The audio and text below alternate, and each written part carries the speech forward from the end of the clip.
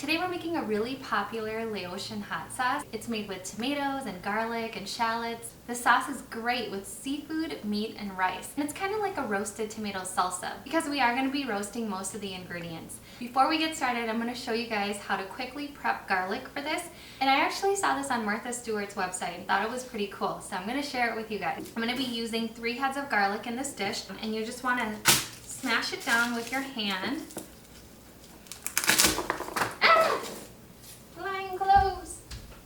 Now you want to take 2 metal bowls and put your cloves in there.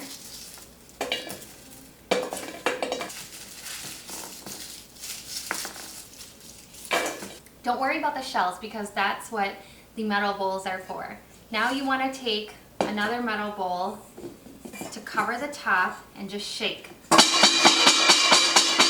You want to do this for a couple minutes, so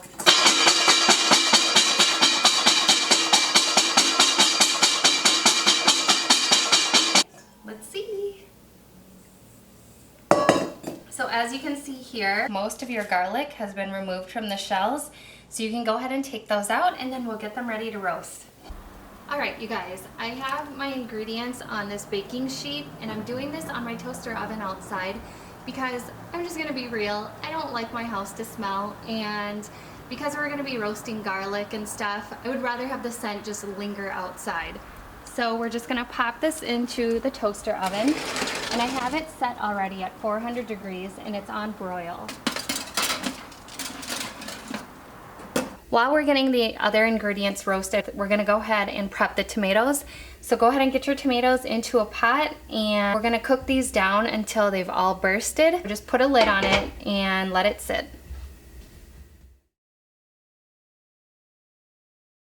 We do need to cook these down until they're completely charred, so it may take about 30 to 40 minutes or so. So just keep checking on it every 10 to 15 minutes to make sure it's not burning. So you want to check on them a few minutes in and just stir them around.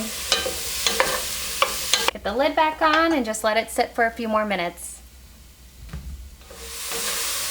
Now, as you can see, they're starting to burst. And the tomatoes are probably going to finish before the roasted ingredients do, but that's fine because we'll want the tomatoes to cool down a little bit before we start handling it. I've seen this made several different ways. You can roast your tomatoes as well, but I just find that it's easier and a lot cleaner for me to just do it this way. You can also use any type of tomato for this. I like to use the cherry tomatoes because they are slightly tart, so they're not going to be too sweet. And these have all completely bursted, so I'm just going to turn off the heat and just let them cool down in the pot. Pull these out. Give a little shake. And this is what your roasted ingredients should look like. So now you want to get your mortar and pestle out, and what we're going to do is start pounding the ingredients together. So I'm going to start with the garlic first.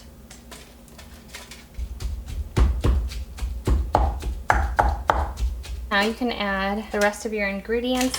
I like to cut the shallots up just a little bit more.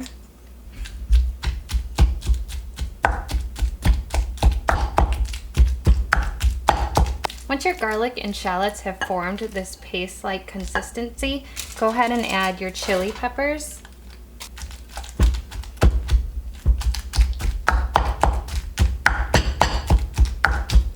Okay, so once your peppers are all broken down and this has become a paste, we can go ahead and spoon it into our tomatoes.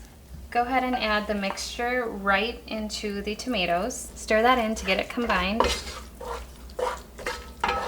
And now we can add our fish sauce and our fermented fish sauce. And you can adjust it to your taste.